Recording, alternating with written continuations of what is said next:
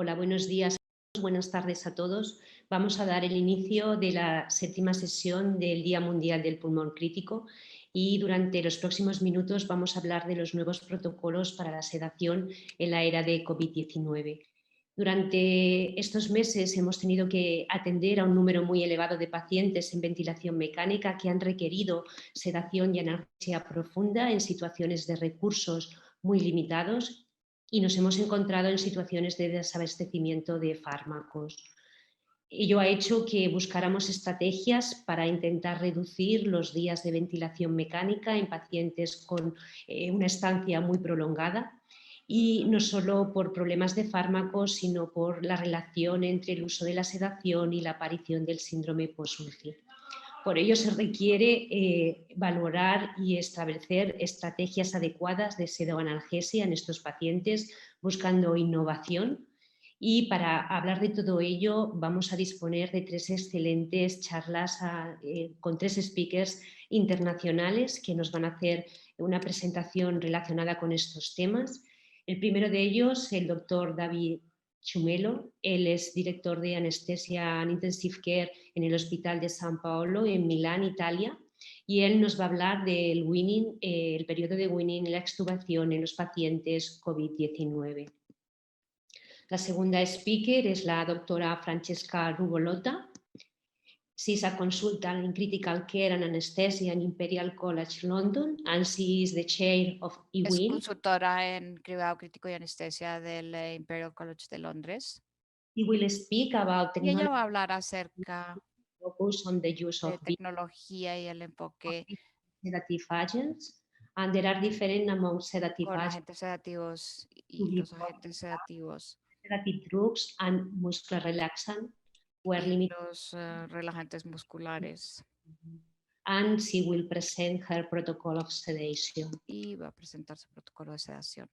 And the last, el doctor Tony Absalon. He speak about Y sedation el último, el protocols doctor Tony Absalón. shortage. He studied medicine in the University of Cape Town in South Africa and underwent specialist training in East Anglia and Scotland in the United Kingdom. He is currently professor of anesthesiology at the University Medical Center Groningen in the Netherlands. For several years, his clinical interests have been sedation, anesthesia for neurosurgery, and intravenous anesthesia techniques. His research interests are mostly in the domains of pharmacology and neuroscience, and he is editor of the British Journal of Anesthesia, past president of the Society of Intravenous Anesthesia, and a former vice-president of the World Society for Intravenous Anesthesia. He is currently also chairman of the neuroanesthesia section of the Dutch Association of Anesthesists, and in the past chair of the General Anesthetic Scientific Subcommittee of European Society of Anesthesiology and Intensive Care. He will review very briefly the Él pharmacology brevemente va a revisar of the able agents, discussing the pros and cons of each and suggesting solutions for what do if there is a shortage in the usual medication. Buenas tardes, es un gran placer estar acá. Muchísimas gracias a los organizadores por haberme invitado y en los próximos 50 minutos voy a hablar acerca del destete de los pacientes con COVID-19. Aquí tenemos una revisión sistemática bastante reciente con respecto al uso durante el COVID-19. Y como pueden ver acá, aquí se reporta el uso de la ventilación mecánica invasiva en diferentes estudios y la ventilación mecánica puede ir desde 7 hasta 70% de los casos. Con respecto a los desenlaces en cuidado intensivo, ¿por qué tenemos que aplicar esto en este porcentaje de los casos? Con respecto a los desenlaces, los pacientes en el departamento de urgencias, en cuidado intensivo en el hospital, con falla respiratoria severa, tiene deterioro de la oxigenación y esto se puede hacer porque hay poca cantidad, hay mínima cantidad de vidrio esmerilado y de consolidación. El mismo paciente después de 7 días presenta un problema similar de oxigenación. Pero miren acá, la tomografía es dramáticamente diferente. En la parte inferior del pulmón hay gran cantidad de consolidación, mientras que en la parte superior se ve la consolidación de vidrio esmerilado. ¿Qué le está pasando a este paciente? Durante la hospitalización, esta es la cantidad de pulmón, la parte azul es la parte saludable, mientras que la parte roja. Primer fenotipo, normalmente los primeros días de la ventilación mecánica presentan buena distensibilidad, entonces este deterioro del pulmón no es tan alto, hay que utilizar un volumen tidal de 7 a 8 mililitros por kilo, eso no se traduce en un aumento en la presión de conducción. Sensibilidad se aplica un volumen corriente que no aumenta la presión de conducción y hay que aplicar un nivel bajo de PIP. Para saber cuál es el momento adecuado del destete del respirador, no hay una regla fija. Esto se basa en el juicio y en la experiencia clínica. Como regla general, el destete debe iniciarse lo más tempranamente posible. Así que tenemos que balancear en cuanto a la carga respiratoria y la capacidad respiratoria. La carga es la enfermedad pulmonar, la disfunción cardiovascular y la enfermedad de la pared del pecho, y la capacidad está relacionada con la debilidad muscular, la alteración del el drive respiratorio y el deterioro de la función muscular. Tenemos que abordarlo. Un abordaje agresivo es minimizar la duración del soporte ventilatorio y esto puede estar asociado con un riesgo de una reintubación. Un abordaje conservador es minimizar la frecuencia de la reintubación, pero está asociado con un riesgo de sobresoporte. Este fue un estudio observacional de 15 UCIs en Italia durante esta fase de destete. Más de 400 pacientes se estudiaron. Todos los pacientes estaban en ventilación mecánica. Y aquí tenemos pacientes en la primera paciente, en la segunda columna, pacientes que tuvieron un destete inexitoso. La diferencia es con el deterioro de la oxigenación. Los pacientes que tuvieron un buen destete presentaron una oxigenación más alta y durante la estancia en la UCI, la duración de la ventilación mecánica fue significativamente más baja.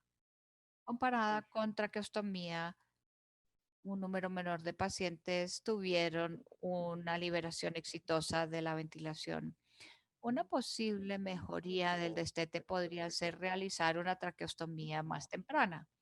Este fue un estudio observacional de un único centro realizado en solamente 50 pacientes. Y los pacientes se dividieron de acuerdo con si la traqueostomía era temprana o tardía. Aquí tenemos las características basales y después de 7 días no se vieron diferencias significativas en términos del deterioro en oxigenación.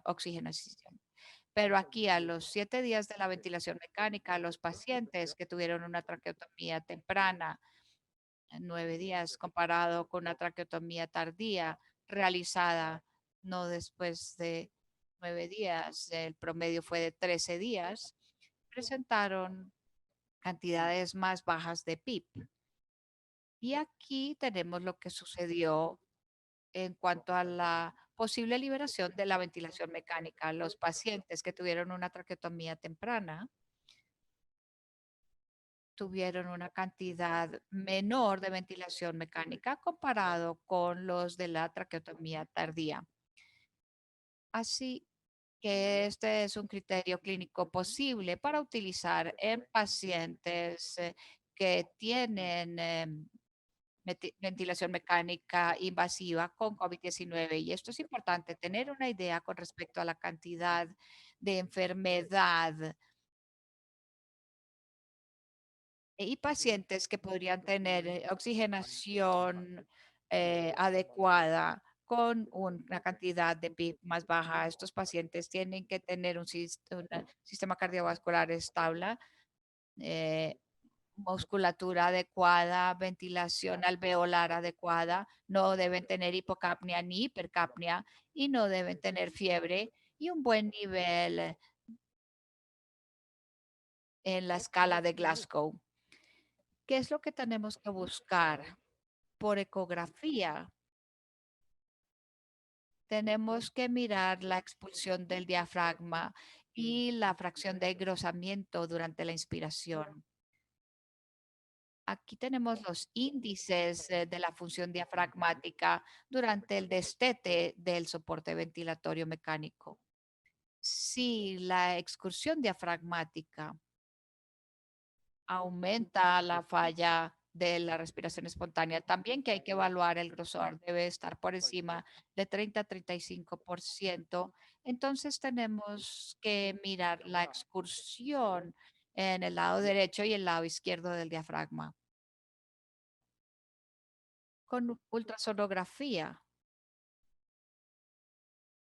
hay que mirar o buscar la presencia de la línea en B y de la consolidación para podernos dar una idea con respecto al puntaje y con respecto a la cantidad de línea B de 0,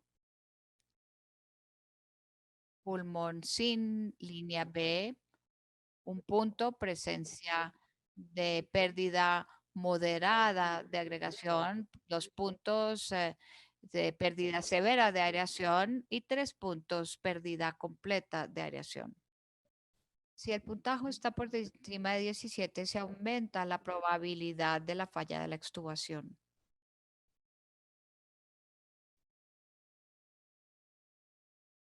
Con la ultrasonografía también tenemos que poder cuantificar la presencia posible de derrame pleural. Si los pacientes presentan cantidades pequeñas de derrame pleural, esto no afecta el destete, por el contrario, la presencia de un derrame pleural aumenta en la posible falla del destete. Ahora, ¿cómo podemos realizar este destete? Esta fue la última recomendación de CHEST ATS. Mi opinión es que esta recomendación también se puede utilizar en pacientes con COVID. Ahora, para pacientes ventilados durante más de 24 horas, se ha recomendado que el ensayo de respiración espontánea se realice eh, antes de CPAP. Y esto es muy importante también. En nuestro cuidado intensivo tenemos un protocolo para minimizar el nivel de sedación. Entonces, mis conclusiones son que tenemos que iniciar lo antes posible es destete. La traqueostomía puede ser útil en pacientes con falla respiratoria aguda con COVID-19. El ultrasonido es muy útil para evaluar la actividad muscular. Grosor para la estrategia del destete. Mi sugerencia es utilizar soporte de presión para poder hacer paso a paso, evaluar paso a paso el nivel de asistencia. Muchísimas gracias. Me pidieron que hablara de las técnicas de sedación, pero me gustaría expandir mi tema un poco más para tecnologías, porque de hecho necesitamos técnica, pero también necesitamos una guía y soporte para proporcionar la sedación en cuidados intensivos. Tengo conflictos en el sentido de que proveo consultoría para Everpharma y los invito a tomar un pantallazo de esta diapositiva porque creo que hay muchos temas controversiales que no va a poder cubrir con esta presentación de 15 minutos, según me dijeron. Entonces, por favor, conéctese y de pronto podemos tener una conversación después de esta presentación. Entonces, en esta pandemia se dio gran interés en la necesidad de los ventiladores. Los políticos personas con mucha influencia invirtieron mucho dinero en la compra de ventiladores y en proporcionar este tipo de asistencia a los pacientes. Pero poco después del inicio de la pandemia nos dimos cuenta que esta solo era la punta del iceberg, porque los factores humanos, los entrenamientos, los doctores y también las tecnologías, aparte de los ventiladores como tal, eran necesarios para tener un impacto en el desenlace de los pacientes que eran admitidos a cuidados intensivos. Yo fui al London Imperial College y el pico de la pandemia se reportó cuando David Agumelo, el anterior conferencista, tiene base en Milán. Y vamos a hablar de cómo escaló la primera ola de la pandemia en Londres. El primer caso que se reportó en Italia fue el 20 de febrero. En Londres, el London Imperial College, el primer caso que tuvimos fue registrado el 9 de marzo y estuvo hospitalizado 12 días antes de que se pudiera identificar.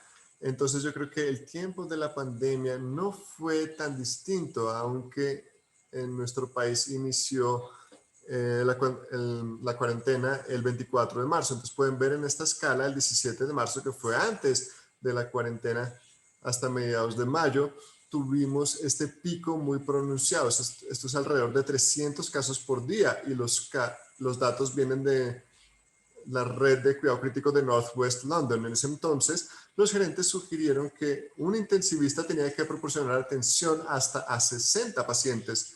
Claramente esto no significa que podríamos ver todos estos pacientes en un día, sino que significaba que teníamos que coordinar todo el personal y entrenarlos en manejar pacientes y atender pacientes en el cuidados intensivos. No eran familiarizados con la sedación y con los ventiladores para mantener a estos pacientes cómodos y sincronizados con los ventiladores.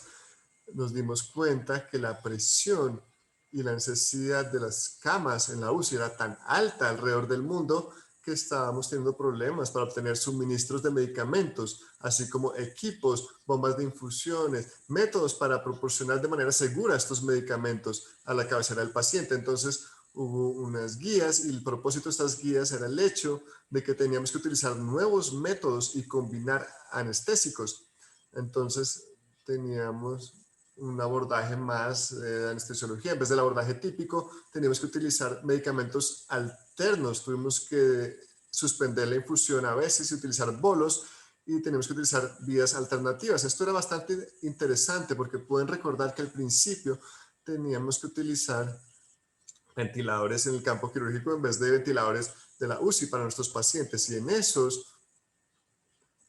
el personal estaba preparado para proporcionar agentes de inhalación para la sedación, que fueron combinados para poder ahorrar medicamentos con propofol que se necesitaban más para el momento de la intubación. En esta tabla sugiere que los opioides, anestésicos y sedativos clásicos se utilizan, pero junto con estos propusimos otros, o que se pueden utilizar de una manera distinta. Por ejemplo, lorazepam oral, por vía oral, medicamentos alternos tales como dexmetomidina o clonidina, que puede interactuar, pero pues no voy a entrar en detalle de esta interacción porque el próximo conferencista va a hablar un poco más al respecto. Y aún medicamentos tales como aloperidol o antihistamínicos que podrían sedar a los pacientes a falta de la gente común. Esto era daba mucho miedo al principio, pero nos enseñó mucho y nos enseñó muchas cosas nuevas. Los principios de sedación en ese entonces eran similares al periodo antes del COVID, y de hecho había una sugerencia de reducir la sedación y proponer la suspensión de sedación y reducir la cantidad de medicamentos administrados hasta en un 25%. Pero en la realidad, al principio, estábamos muy preocupados con los profesionales de la atención en salud, por la salud de estas personas, y también por el hecho de que pudieran contraer la infección a través de gotas y procedimientos generables de aerosoles. Los anestesiólogos en particular, o el equipo de intubación en diferentes países, hicieron muchas maniobras que incluían la intubación, la colocación a prono, reanimación cardiopulmonar, y eso los ponía en riesgo. Entonces había una alta preocupación por el potencial de contaminación por un paciente que no estaba completamente paralizado y sedado. Esta fue una recomendación de la Sociedad de Anestesiólogos. Ellos sugieren que el personal debería estar utilizando una endoscopia, así como una parálisis completa y sedación profunda al momento de la intubación para evitar que se propague la enfermedad. A un oxígeno de alto flujo que usualmente utilizamos para neumonía, se desalentó su uso durante la pandemia. Entonces era un contexto muy confuso. Esto es una serie de guías internacionales que debo confesar que al principio se enfocaban más en proteger al personal, a la cabecera del paciente, y después consideraban la mejor atención o el mejor cuidado para los pacientes. ¿Dónde estamos ahora? Ya pasamos el primer pico. Aquí pueden ver que fue muy pronunciado en el Reino Unido. Estos son datos que sugieren el 1 de noviembre. Y en la mediados de noviembre estamos en algún punto por acá. Entonces, ¿qué aprendimos? Tuvimos un tiempo en donde pudimos proporcionar algo de entrenamiento para no tener personas en la cabecera del paciente que no estuvieran familiarizadas con la atención de urgencias. Ya tienen muchas más habilidades, y también hicimos simulaciones de transferencia, hicimos simulaciones con personas en el trabajo para que nadie, o mejor dicho, para que todos estén preparados y todos estén familiarizados con este tipo de pacientes. Y desarrollamos una lista de tecnologías que han sido fundamentales para facilitar el trabajo en la cabecera del paciente al limitar la propagación de la enfermedad. Esto incluye, como mencioné, el laringoscopio, que permite que las personas, aparte del anestesiólogo, entiendan las dificultades de este procedimiento, así como proteger al anestesiólogo que está llevando a cabo el procedimiento de una manera muy rápida y de una manera muy segura en términos de generación de riesgos relacionados a la generación de aerosoles. También nos dimos cuenta que los pacientes con COVID, especialmente los que estaban en prono, había grados muy significativos de inflamación. Entonces, un laringoscopio con video era casi necesario, sino imperativo, la mayoría de las veces. Y que hay de los medicamentos, ¿cómo hicimos para ahorrar sedativos en un momento de recursos limitados? Para muchas personas que no están familiarizadas con la sedación, yo siempre utilizo la similaridad de volar o la comparación de volar un avión. En un mundo ideal, si no tiene un intensivista en la cabeza del paciente, la forma en la cual quiere volar el avión es utilizando ciertos dispositivos en modo control. ¿Cuál es nuestro piloto automático en cuidados intensivos? ¿Cuál podría ser nuestro piloto automático en cuidados intensivos?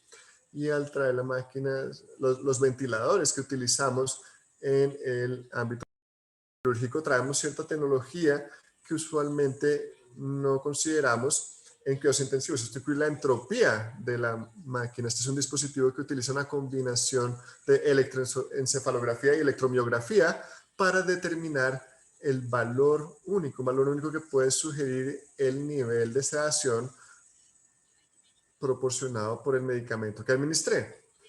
Por 25 años esta tecnología estaba disponible y nunca se ha utilizado de manera sistemática en la cabecera del paciente. Hay muchas razones para esto. Una es que hay mucha interferencia. Como pueden ver, hay muchos dispositivos cerca de las herramientas que utilizamos para monitorear la sedación. Estos artefactos son difíciles de interpretar, especialmente para personas que no utilizan la entropía de una manera regular o este equipo. La otra cosa es que estos pacientes tienen que estar en prono y esto no permite utilizar el dispositivo en la parte frontal de la cabeza, que es el lugar natural. Encontrar posiciones alternativas, y a veces cuando los pacientes están con diaforesis o alguna otra condición o están o tienen que moverlos por alguna razón, este dispositivo en la cabeza es difícil de mantener en su lugar. Sin embargo, este espectro puede guiar las prácticas en la cabecera del paciente a pesar de que las personas no estén muy familiares con la sedación para que administren la cantidad adecuada de medicamentos. Esto se ha estudiado más que todo con la infusión de propofol. Sin embargo, la combinación de propofol con opioides se puede hacer en la cabecera del paciente utilizando cualquiera de estos dispositivos. ¿Qué hay de otros medicamentos? Bueno, una administración de midazolam o en bolos se puede hacer con esto también. Y se demora un poquito más. Las personas tienen que ser conscientes de esto. El valor proporcionado puede ser hasta 20% más alto cuando se utiliza midazolam y puede ser hasta 20% más bajo cuando se utiliza dexmedetomidina. Se pueden utilizar estos sistemas de piloto automático para administrar estos medicamentos o para hacer esta infusión. Ketamina no tiene un impacto muy grande, entonces estos valores pueden ser muy altos, pero cuando se combina con propofol es mucho más fácil seguir la tendencia. Entonces, por experiencia podemos utilizar estas tecnologías y las personas que no son anestesiólogos entrenados todavía pueden ajustar la infusión de los bolos de estos medicamentos a la cabecera del paciente de una manera bastante segura. ¿Qué hay de los nuevos medicamentos que utilizamos en la cabecera del paciente? ¿Qué aprendimos? Bueno, yo creo que claramente y potencialmente vamos a hablar más de esto con el próximo conferencista. Dexmedetomidina es uno de estos medicamentos y ciertamente se ha utilizado para el destete más que para la sedación como tal. Pero cuando tenemos que introducir estos medicamentos en nuestro patrón normal, aprendimos que no estábamos familiarizados, no estábamos cómodos y estábamos preocupados porque, como mencioné al principio, queríamos pacientes paralizados con una sedación profunda que no pudieran esparcir la enfermedad. ¿Eso era lo correcto? Bueno, mirando en retrospectiva, hay más evidencia que, por ejemplo, una ventilación de alto flujo, ventilación no invasiva, entonces demorar la intubación no es algo tan malo todo el tiempo. Probablemente estábamos siendo demasiado cuidadosos al principio y deberíamos considerar en ese punto la segunda manera. En nuestro equipo tenemos anestesiólogos que solo eran parte del equipo de intubación, eran muy senior, tenían elementos de protección personal todo el tiempo y ninguno contrajo la enfermedad. Entonces el buen entrenamiento y la protección adecuada parece que disminuyen los riesgos, al menos en nuestra experiencia. ¿Qué hay de los beneficios?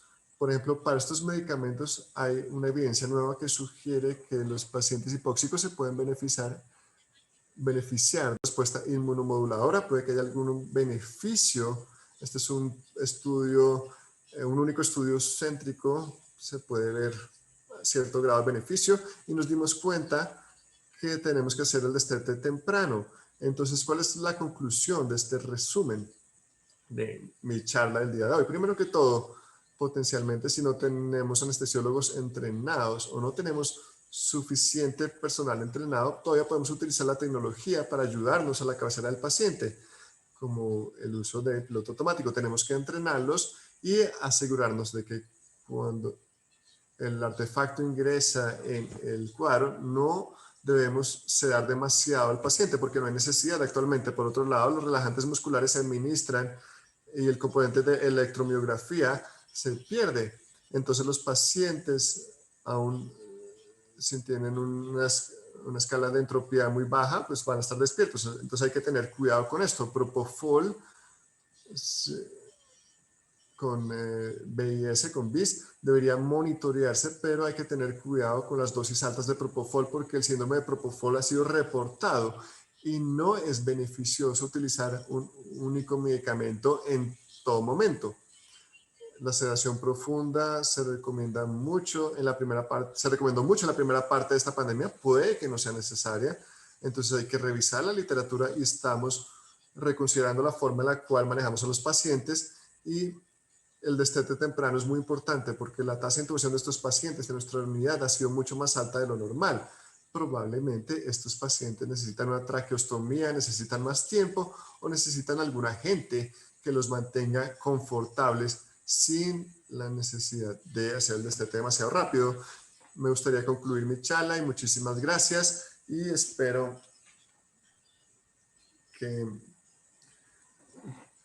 que en este congreso, pues espero poder invitarlos a Catania el junio del próximo año, donde vamos a hablar de igualdad y diversidad. Si no respondí sus preguntas, por favor, anoten mis datos de contacto y más adelante me pueden hacer una pregunta y con suerte voy a poder responderla. Muchísimas gracias por su tiempo.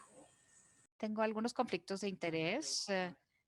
Tengo varias relaciones financieras con compañías, pero la más importante es que he sido consultor para Ever Pharma y para Orión. Y estas dos compañías fabrican y venden dexmedetomidina. Voy a hablar de protocolos de sedación y tengo que decirles inmediatamente desde el principio que es muy difícil darles un protocolo fijo porque la que deberían utilizar depende del paciente que tengan frente a ustedes, de los medicamentos que tengan disponibles en su país y hay suministro suficiente y después cómo reacciona el paciente a los medicamentos. Ahora, hace algunos años, antes de que existiera el COVID o que estuviera alrededor nuestro, teníamos estas guías publicadas en Critical Care Medicine que eran guías muy completas para la práctica clínica, para prevención y manejo del dolor, agitación, sedación, delirio y sueño. De ahí viene el PALIS. Y estas guías PADIS son como la base que utilizamos.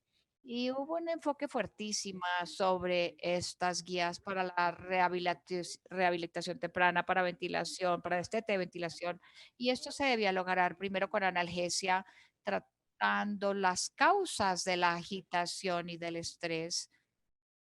Se enfocaban en eso y la analgesia juega un papel importante, la minimización de la sedación, la prevención del delirio y la comunicación mejorada del paciente, pero esto fue antes del COVID. Ahora cuando tenemos un una UCI con pacientes con COVID. Muchos de estos principios son muy difíciles de aplicar. Los pacientes tienen que estar en ventilación durante muchísimo tiempo, a menudo en sedación muy profunda. Y esto es todo muy desafiante. Ahora, un aspecto que mencioné es la prevención del delirio y estas son las recomendaciones de la guía PADIS. Y si miramos todas las recomendaciones, muy poco de esto normalmente es posible en cuidados intensivos con los pacientes con COVID. Las que tengo en gris son las que son más complicadas. ¿Y cuáles son los retos en la sedación de los pacientes que requieren ventilación mecánica para COVID?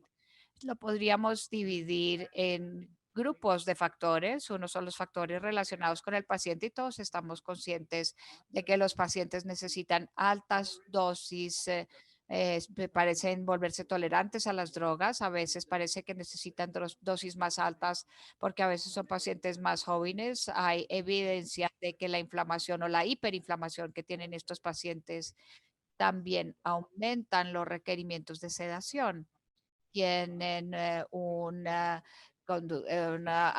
drive respiratorio muy alto, tienen disincronía de ventilador y requieren ventilación mecánica prolongada, así que requieren sedación prolongada y bloqueos neuromusculares. Ahora, la autoextubación es altamente indeseable, especialmente si todavía están desechando el virus o la extubación accidental también es una situación que coloca a todos en riesgo.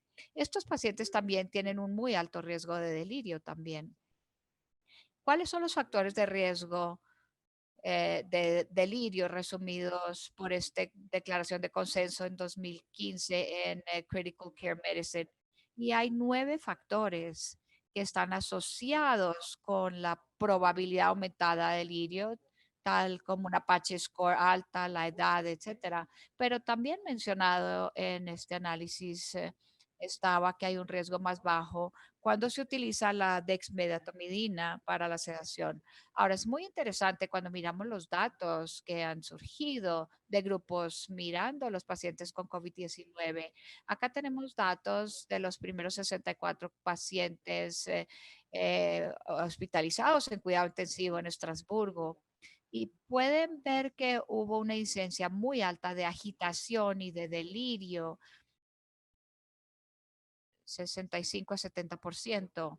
Y lo que fue interesante de estos datos, por supuesto, es que a pesar de que las guías decían que deberíamos evitar esto, por las circunstancias se vieron obligados a utilizar midazolam en casi el 90% de sus pacientes.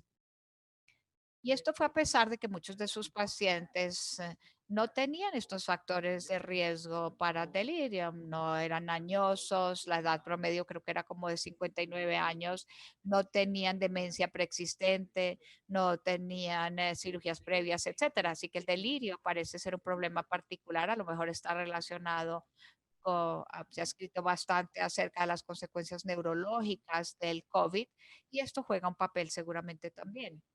Hay otro desafío, el personal.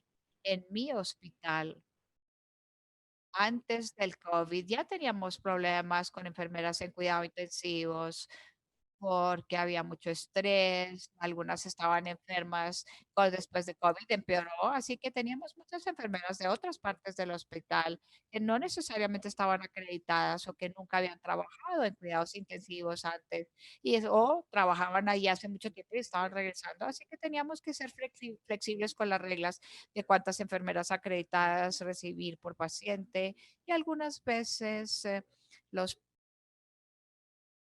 definitivamente no podíamos lograr el ideal de 1 a 1 que normalmente tendríamos.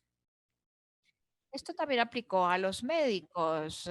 Teníamos no intensivistas trabajando en cuidados intensivos durante el pico de la crisis nuevamente. Así que cuando uno necesita personal capacitado en utilizar puntajes de sedación y puntajes de dolor para ajustar la administración, pues se requieren personas adecuadamente capacitadas y es difícil cuando tenemos este personal no acreditado. Y esto también ocasionó un cambio hacia las infusiones más que a los bolos, porque es más sencillo para las personas que tienen menores habilidades. Ahora tenemos otro reto. A menudo los cuidados intensivos en términos de crisis están en espacios reducidos y con la transferencia de pacientes. En mi hospital estábamos recibiendo pacientes de diferentes regiones de los Países Bajos y créanlo o no, el acento, la forma en que hablan las personas es muy diferente. A veces era incluso difícil para los pacientes holandeses entender al personal holandés porque hablan de diferente manera en diferentes regiones y esto todo era un desafío para la sedación y también no solamente con los abordajes farmacológicos, pero incluso con los abordajes no farmacológicos. Ahora después había problema con el suministro de drogas. Había un aumento rápido en la demanda, repentinamente más pacientes en el pico en los Países Bajos. Tuvimos como 1.400 pacientes, mientras que normalmente la capacidad máxima es de más o menos 1.000 y teníamos pacientes no COVID de todas maneras, un aumento en la cantidad de pacientes con altos requerimientos de medicamentos.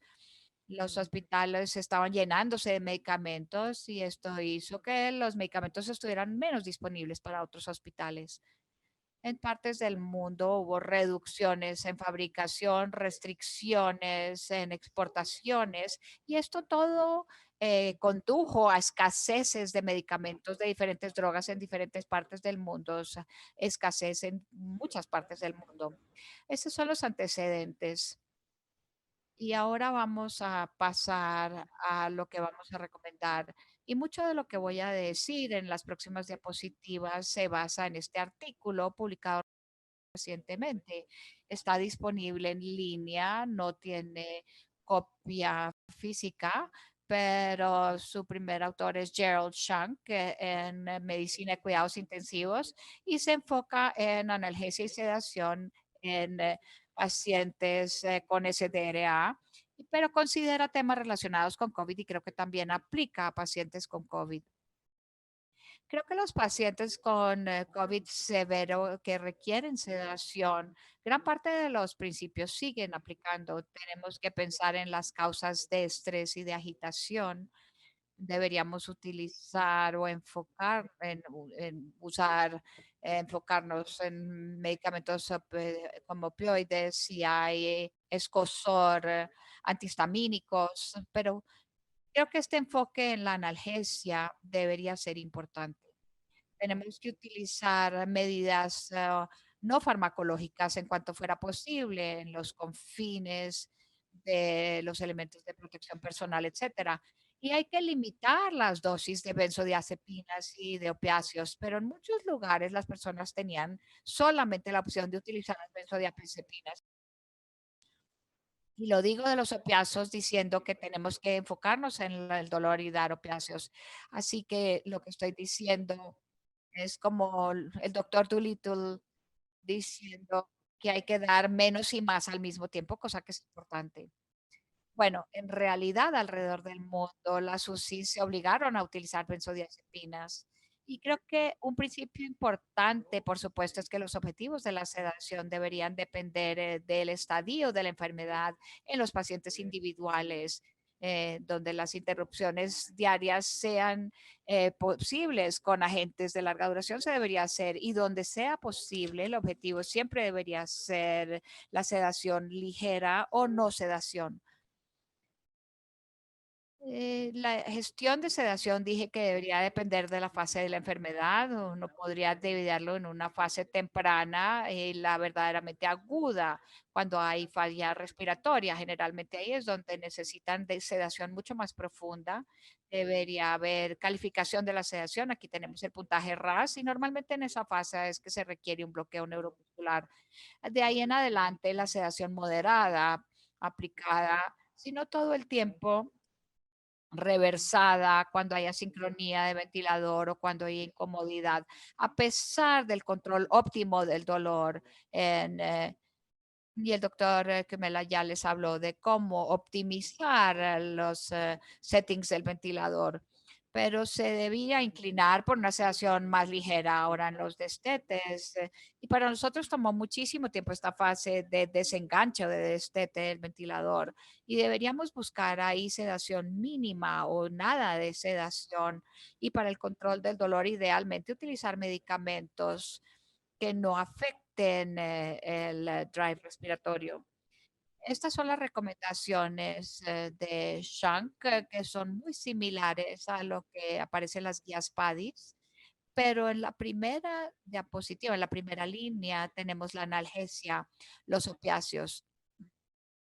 Ellos recomiendan o fentanil o hidromorfona o subfentanil, pero hay que utilizar el agente que uno tenga y la gente que conozca su personal. Creo que debería seguir habiendo un enfoque en analgésicos, no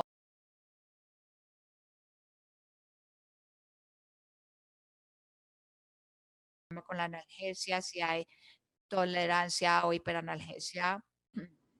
Y otro agente que se recomienda es el Nefopam. Ahora, para la sedación y la ansiolisis, creo que la base debería seguir siendo el propofol, pero idealmente no en tasas muy altas para evitar la hiperlipidemia y el síndrome. Y idealmente menos de 20 mililitros por hora o 3 miligramos por kilogramo por hora. Ahora, la he visto, muy pocas personas o muy pocos pacientes se sedan de manera adecuada en esta cantidad. Los pacientes necesitan dosis mucho más altas. Entonces, inevitablemente van a requerir algo más. Y tenemos dos opciones recomendadas por Shank. Una es el midazolam, pero hay que recordar que el midazolam funciona sobre el mismo receptor, así que estas drogas van a ser un aditivo. Están trabajando en el receptor GABA. Es más lógico de alguna manera añadir un agonista del alfa 2 porque trabaja en una vía neurológica completamente diferente. La clomidina, la dexmedetomidina trabaja en el tallo cerebral y es un sistema completamente diferente, así que tiene efectos sinergísticos y justo al final, en mi última diapositiva, tengo una lista de referencias que lo indican, que lo muestran. Ahora, esta es una lista breve de agentes de segunda línea que se pueden considerar en cuanto a opiáceos. Tenemos morfina, pero por supuesto tenemos los problemas con los metabolitos, el remifentanil, todos tienen sus propios problemas. Y tenemos una lista completa de sedativos, aloperidol, hablamos de los agentes volátiles, la ketamina de mayor dosis, pensando también en los temas psiquiátricos y las otras posibilidades. ¿Hay algún papel para la dexmedetomidina o la clonidina? Yo creo que sí la hay. En la fase temprana, cuando tenemos bloqueos neuromusculares, a lo mejor no tanto. Aunque si el paciente tiene requerimientos muy altos, posiblemente uno podría añadir ahí la dexmedetomidina porque reduce el propofol otros requerimientos de agentes hipnóticos. En la fase posaguda, cuando se requiere sedación profunda, sí, a menudo es suficiente por sí sola, pero se puede utilizar mejor como sedativo o como adyuvante analgésico. La dexmedetomidina tiene un efecto analgésico pequeño por sí solo, es sedativo por sí solo, pero potencia las drogas sedativas y también potencia el efecto analgésico. Con esto uno a lo mejor puede utilizarlo para fortalecer el efecto de los sedativos hipnóticos y de los analgésicos. Y en la fase postaguda, cuando se desea la sedación ligera, es una posibilidad como ayudante sedativo primario o como analgésico. Y es ideal durante el desenganche porque no genera represión. Si tienen ansiedad, es ligeramente sedativo. Ahora, nada es gratis, todas las drogas tienen efectos adversos. Eh, Hablé de los beneficios positivos de la dexmedetomidina, efectos cardiovasculares. O como mencioné, todas las drogas tienen sus propios efectos. Los opiáceos tienen varias desventajas. Muchos de los sedativos ocasionan disminución en la presión arterial, hipertensión, inhiben el drive respiratorio. Solamente algunos pocos no lo hacen. Y brevemente mencioné el síndrome de infusión al propofol. Para los que les interese, hubo una revisión en el British Journal acerca de este tema. Ahora, creo que es muy importante considerar las combinaciones de medicamentos. Parecen ser inevitables en los pacientes con COVID severo, con dificultad respiratoria aguda, y las combinaciones inteligentes de drogas pueden tener muchos beneficios. Aquí tenemos una revisión sistemática publicada recientemente acerca de efectos analgésicos adyuvantes. Fue un metaanálisis y una revisión sistemática. Perdón, voy a beber un poco de agua. Dice aquí, o se muestra que el uso de las drogas adyuvantes pueden reducir los puntajes de dolor y reducir el consumo de opiáceos. Aquí tenemos algunos datos que muestran que hay una diferencia en los equivalentes de morfina por día, cualquier adyuvante, pero también tenemos aquí también una lista de otros medicamentos y pueden ver que hay muchísimos medicamentos que pueden reducir los requerimientos de hipnóticos o de opiáceos. Así, para comenzar a cerrar, porque me quedé sin tiempo, la sedación de los pacientes con COVID-19 severo es muy compleja. La polifarmacia siempre se requiere. Esencialmente, llegamos a utilizar combinaciones de medicamentos de más de un sedante, de un opiáceo, y no se nos deben olvidar los analgésicos no opiáceos. La administración debe ser guiada como siempre por la sedación, el delirio y los puntajes de dolor. Y la doctora Rubulota también habló de la electroencefalografía, que es algo que yo apoyo. La política de pues, del manejo de sedación debe adaptarse a la fase de la enfermedad, pero al final depende de la disponibilidad de drogas, la respuesta del paciente y lo que tengamos ahí. y va a haber problemas permanentemente en todas partes con los inventarios de medicamentos. Tenemos que pensar ampliamente, no podemos tener reducir los requerimientos y debemos tratar de combinar medicamentos, drogas con otros mecanismos de acción. Y hay que rotar muchas veces entre diferentes sedantes, pasar de uno al otro, posiblemente con los opiáceos. Y habiendo dicho eso, les agradezco su tiempo y su atención. Y si quieren, si me envían un correo electrónico, les mostré mi correo electrónico, yo les puedo contestar preguntas y también puedo enviar las referencias acerca de las interacciones medicamentosas. Muchísimas gracias, doctor Absalon. Muchísimas gracias, Tony, David y Francesca, por las excelentes presentaciones. Tenemos muy poco tiempo para las preguntas. Francesca, me gustaría preguntarte qué piensas sobre el uso de las bombas inteligentes como medida para reducir los errores de medicación con sedantes y analgésicos. ¿Crees que en el contexto en el que nos movemos estos dispositivos pueden ser útiles? Y creo que es muy relevante. Luis Blanche antes dijo que la tecnología nunca ha sido tan importante y tan avanzada como el periodo de COVID. Y, y esta bomba inteligente definitivamente sería muy útil, dado que, como dijimos varias veces, no tenemos entrar a las personas todo el tiempo a la cabecera del paciente. Entonces el riesgo de cometer un error en este escenario es muy alto. Entonces cualquier cosa que se pueda simplificar, cualquier cosa que se pueda guiar, el trabajo es fundamental para mejorar los desenlaces. Entonces sí, no sé qué tanto se puede utilizar alrededor del mundo porque es muy costoso y muy difícil de implementar. Pero desde un punto de vista teórico, es muy importante considerarlo durante la segunda ola, en mi opinión. Muchas gracias, Francesca. Para Tony Absalon, una cuestión en relación al uso de la dexmedetomidina. ¿Sería interesante utilizarla de forma nocturna y con periodos libres durante el día? ¿Y cuánto tiempo podemos utilizarla? Porque los días de ventilación mecánica son muy prolongados. ¿Más de 14 días es adecuado? Lo específico de dexmedetomidina es que parece tener un efecto en las vías naturales del sueño. Entonces, cuando están trabajando en Imperial London, demostraron esto muy bien con estudios en ratas. Entonces, la dexmedetomidina puede tener efectos muy similares al sueño natural. Entonces, la idea de utilizarlo en la noche me parece muy lógica y una muy buena idea. Mucho depende del licenciamiento, entonces, qué tanto y durante cuánto tiempo pueden hacer esto.